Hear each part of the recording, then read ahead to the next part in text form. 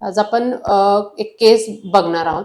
आपण नेहमी बघतो की आपल्या महाराष्ट्रामध्ये की नात्यामध्ये लग्न, आत्याचा मुलगा, मामाचा मुलगा अशी लग्न केली जातात.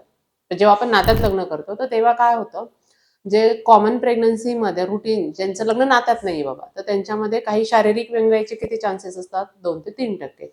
पण हे शारीरिक व्यंगाचे चान्सेस जेव्हा आपलं लग्न नात्यात असतं, ते ऑलमोस्ट डबल होतात. हे झालं शारीरिक व्यंगाचं. आता आपल्याला असं वाटतं, की आत्याचा मुलगा, मामाचा मुलगा लग्न केलं, दोघं तर नॉर्मल आहेत. मग त्यांना बाळ नॉर्मल व्हायला हवं.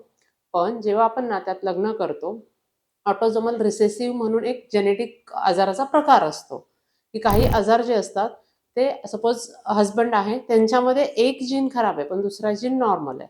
तसंच वाईफमध्ये पण तसंच आहे, की एक जीन खराब आहे आणि एक जीन नॉर्मल आहे.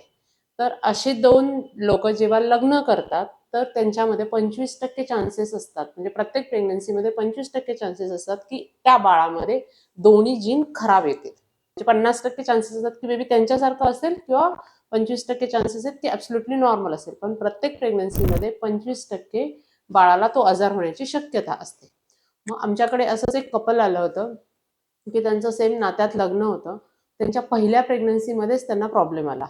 पण त्यांनी काय केलं, की त्या बाळाची तपासणी केली आणि मग त्यांना कळालं, की ह्या बाळाला ऑटोझोमल रिसेसिव्ह प्रकारचा जेनेटिक आजार आहे. मग त्यांनी त्या दोघांच्या आम्ही त्यांच्या तपासण्या झाल्या.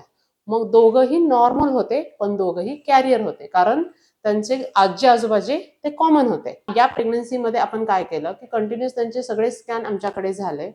त्यांचं एम्निओसेंटेसिस केलं आपण. बेबी ते जीन कॅरी करतंय की नाही हे बघितलं. तर बेबी ॲब्सोल्युटली बेबीचा रिपोर्ट नॉर्मल आला आणि मग नंतर एनॉमली नॉर्मल आलं, ग्रोथ डॉपलर नॉर्मल आलं आणि त्या बाळाची छान डिलिव्हरी झाली. मग याच्यामध्ये आपण काय शिकलो? एक तर पहिली गोष्ट आपण नात्यातलं लग्न अव्हॉइड केलं पाहिजे. अगदीच आपण नाहीच करायचं असं कारण आपल्याकडे तो कॉमनली केलं जातं म्हणून शक्यतो अव्हॉइड केलं पाहिजे. दुसरी गोष्ट जर तुमचं लग्न नात्यातलं असेल, तर लग्नाच्या अगोदर काही तपासण्या असतात, की ज्याला आपण कपल कॅरियर स्क्रीनिंग म्हणतो. हे तुम्ही नक्की करावं प्रेग्नन्सी प्लॅन करायच्या अगोदर आणि तो रिपोर्ट जर नॉर्मल असेल, तर मग फक्त शारीरिक व्यंगाची एक पॉसिबिलिटी राहते, की जी वाढू शकते. ते आपण सोनोग्राफीवर बऱ्यापैकी बघू शकतो. पण जर कपल कॅरियर स्क्रीनिंगमध्ये दोघंही काही डिसीज आजारांचे कॅरियर असाल, तर मग मात्र फर्स्ट प्रेग्नन्सीमध्ये तुम्ही डायग्नोसिस करण्याचा प्रयत्न नक्की करू शकता. तर अशीच आपल्याकडे ही जी केस झाली होती, त्यांचा हा आपण फीडबॅक बघणार आहोत. मॅडम नमस्ते. गुढीपाडव्याच्या तुमच्या सगळ्या सोनोफीज परिवाराला हार्दिक हार्दिक शुभेच्छा. मॅडम तुम्हालाही माहिती आहे, सौ पल्लवी व माझ्यासाठी हा प्रवास खूप कठीण होता. या सगळ्या कठीण प्रवासाला सुखकर करण्याचं काम तुम्ही केलं आहे. गुंतागुंतीच्या गोष्टी तुम्ही अगदी सहज सोप्या भाषेत समजावल्या. त्या पद्धतीने उपचार पद्धती अवलंबून आम्हाला एक विश्वास दिलात. पूर्ण प्रेग्नन्सीमध्ये तुम्ही योग्य मार्गदर्शन सल्ला दिलात.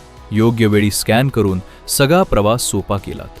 तुमच्या साथीने आज पाडव्याचा शुभ मुहूर्तावर बाळाचे आगमन झाले आणि आम्ही आई बाबा झालोत. मॅडम तुम्हाला व तुमच्या सगळ्या सोनोफीज परिवाराला माझ्याकडून खूप खूप धन्यवाद. बाळ व बाळाची आई ठीक आहेत.